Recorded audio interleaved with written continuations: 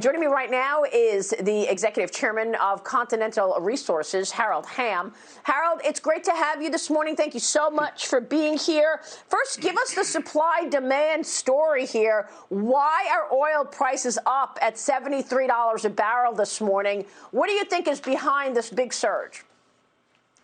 Well, part of it is the limit on supply, good part of it. Everybody's heard about the Keystone pipeline shutdown, but mainly the federal permits, the moratorium on them, you can't get federal permits, so that's part of it. And the other one is a lot of discipline in the market. The market is not paying for growth today for any of these public companies, E&P companies. And so people are very disciplined in their approach. They're giving a lot of it back to their investors, and that's what the market is looking for today. And so we're seeing a lot of the inventory pull down. Again, we saw that this week. The inventory numbers went down further. And so we've had an overhang of inventory. Everybody's aware of that. And so that is being used up. And so prices are coming back where they were pre-pandemic. Harold, what do you say about the shutdown of the XL pipeline and where we are in terms of the supply? I want to get your take on what this means on a practical basis.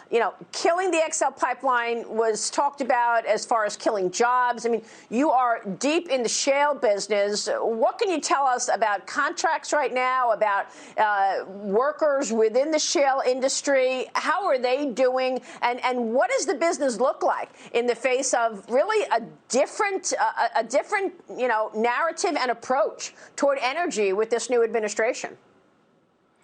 Well, certainly that was the real tough thing last year. 2020 was just real tough on employment in our industry. A lot of jobs were lost. Thank goodness we're able to put some of them back to work now. Our company, we've just got a long-term policy of not, letting go of employees. So we didn't have any layoffs at Continental, but a lot of companies weren't that fortunate and had to let employees go. But we're putting a lot of them, the industry is putting a lot of them back to work now, and so that's better. So we're getting back to where we have sustainable prices, both commodities, oil and gas, and all commodities, as you're very much aware, whether it be copper, gold, whatever, has been up. Commodity prices are up right now. So supply and demand plays a big part of the situation, as we're very much aware.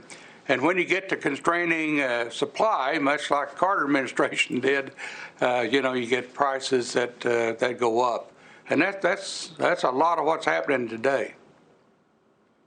Do you expect prices to continue to go up? What are your thoughts when you hear $100 barrel predictions?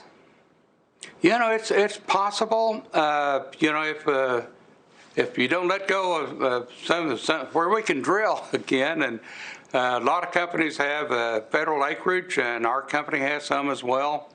And unfortunately, our company doesn't have as much as most companies do.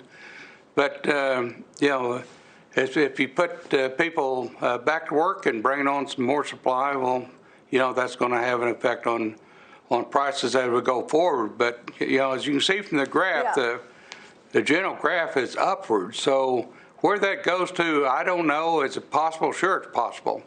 Harold, I guess what I'm asking is how your business changes. I mean, how do you see the impact evolving now that we are watching an administration put their money where their mouth is in terms of their goals for a green economy? Look, it's pretty extraordinary when you look at what's happening at ExxonMobil, right? You've got these activist investors getting 3 seats on the board, getting management to change their business to the largest oil company. Here we have, the XL pipeline shut down. The shale business business at one point was one of the most important businesses in the world, in the country, certainly for America to become energy independent. Do you see this massive agenda toward a green economy impacting the shale industry, and how? Well, certainly, the good story is that with clean burning natural gas, we have the cleanest air in America. We've cleaned up our air here. We've taken a lot of the old, out-of-date coal generating plants offline and shut them down and replaced them with clean burning natural gas generating plants. And so we've cleaned up our air in America. The rest of the world could do that as well.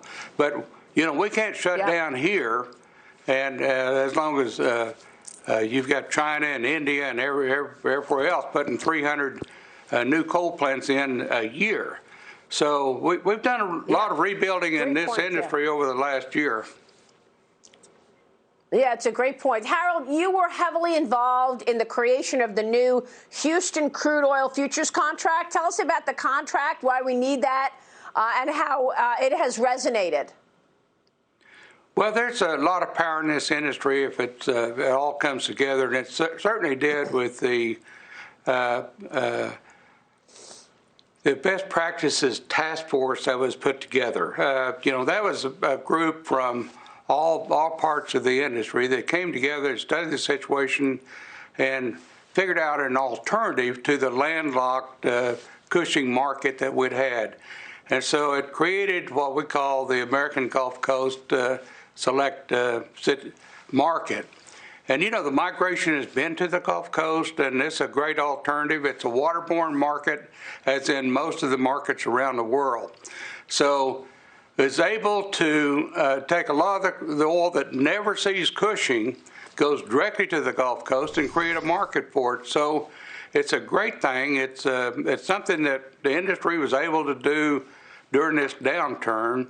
And now basically it's the platform, the trading platform is there. So this thing is complete other than the regulatory approval, which we expect. And this thing should be operable by sometime close to the first of the year. So very pleased with it. My hat's off to the companies and the people that were involved in it. The announcement by Magellan and Enterprise early this week, certainly, my hat's off to everybody, and ICE, all the participants in making this possible. It's historic. It's great, and I can't say enough, good things about all the people who's involved in it. That is terrific. Yeah, congratulations on that, Harold, and your leadership in the industry. Your thoughts on the regulatory environment and how it will change. I know that a lot of conversation around the Dakota Access Pipeline has occurred because the president killed off the XL pipeline. What can you tell us about the permits needed, about the regulatory environment changing as a result of this administration's agenda? You have said the last time we spoke that the Dakota Access Pipeline continues to operate, and it's obviously an incredibly important artery moving crude oil out of North Dakota, and has created growth for the entire country. What can you tell us? Well, first of all, the tribes weighed in off of, out of the Bakken, a lot of tribal interest there, and they said, do not shut this pipeline down. So my hat's off to them for weighing in and taking a stand in this as well. And Dakota Access Pipeline is very important, as is all of our pipelines here in America. So we're very, very glad that that's not in contention anymore. And let me say this, the moratorium on the federal permits, that's the silliest thing. That needs to be overturned quickly, and the president can do this, basically, just remove the executive order and let everybody go back to work. So that could be done very quickly as well, and certainly needs done. Well, it's an important point that you just made, and I'm glad you made it. Harold, it's good to see you. Please come back soon. Thank you, sir. Thank you, Maria.